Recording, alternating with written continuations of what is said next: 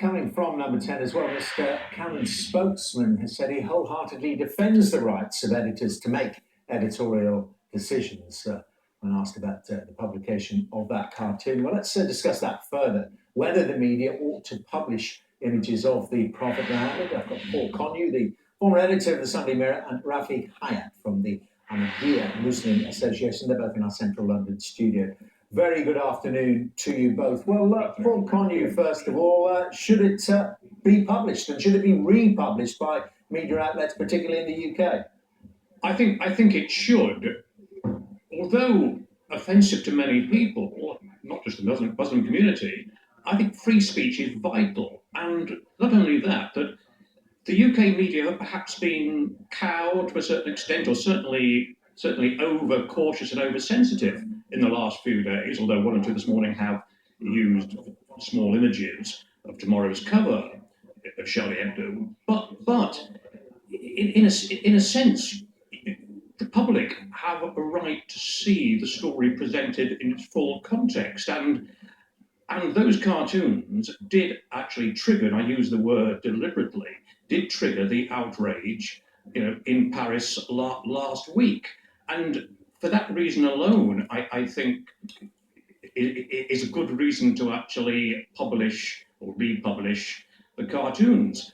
I mean, as an editor, I might well have rejected those cartoons if produced for your own newspaper. But in the context of a global story, I think failing to do so didn't present the full picture.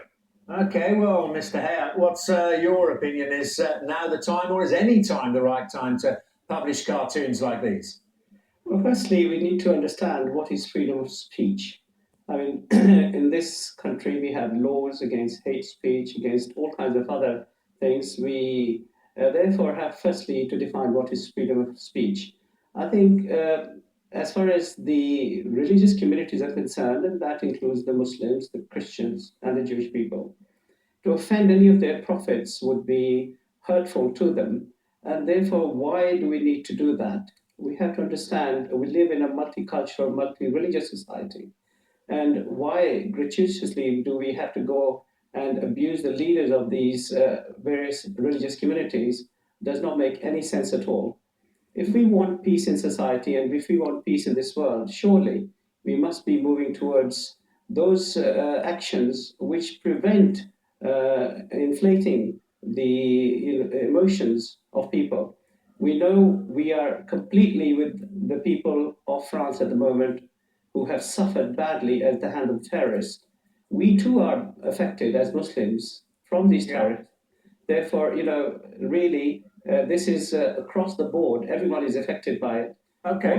What we need to understand is what is freedom of speech, right, and whether it is right to publish this just because we want to express. Thanks for making that point, Mr. Hayat. I want to make this a discussion, so I want to bring Paul Connew back on that because it's interesting, isn't it? Developments in France on this issue that Mr. Hayat touches on about how do you define freedom of speech, and there are limits. We all accept there are limits to it because at the same time as this is going on, that controversial comedian, I suppose he calls himself, Dieudonné, has been investigated by French police because he's published or tweeted a thought saying that he is, je suis, one of the killers, the killer in the kosher supermarket. Now, if it's free speech for Charlie Hebdo, should he have free speech? It does offend a lot of people. Well, satire, by its very definition, offends some people. And Charlie Hebdo, whether you like it or not, targeted many different areas. Not just Muslims. If it was Muslims only, I would feel very strongly against them. But they also lambast, lampoon, satire, the Christian, Roman Catholic faith, Hinduism, the Jewish faith, politicians, the establishment, big business. So they're a multi-headed, satirical magazine.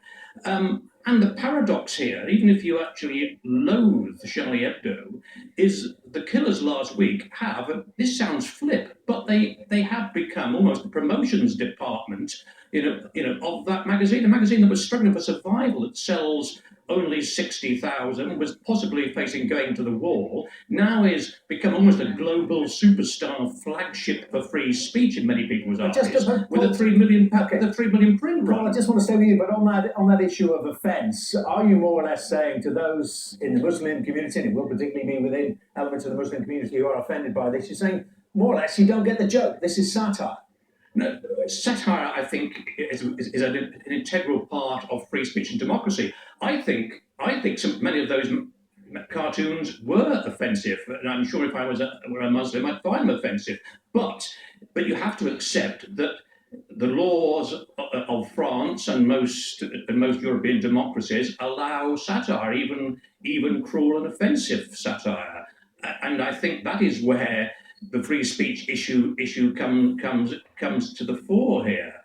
Well, what direct effect, Mr. Hayat, do you think it could have? There are more Kouachi brothers out there, we know that. Could it radicalise more people? Yes, I think so. I think we have to be very careful in a free society. As freedom of speech must come with responsibility. And I think that we have to make sure that when we make these type of cartoons, it is going to affect a lot of people, and it will incite the emotions of young men, Muslim men, and then you see that they are radicalized because their emotions are raised, and then we have the unfortunate events of what's happened in Paris last week. Therefore, we must actually look at what type of society we want to create. If you want to create a peaceful society, then we have hate speech laws in this country that prevent us from doing a lot of things. And therefore, why do we need to go and offend the leaders of different faiths? And the same would apply whether it was Prophet Jesus, whether it was Prophet Moses. I think the people would be offended equally if those prophets were offended. Therefore, I think as a society, we need to understand where are we going, what do we need to create, how do we create a peaceful and harmonious society? It's certainly not by offending people, I don't think. Okay, well, gentlemen, thank you very much indeed for your profound thoughts. Rafiq Hayat and Paul Conyer there. Thank you both. Thank you very much. Thank you. And this is Sky News. Coming up, a shocking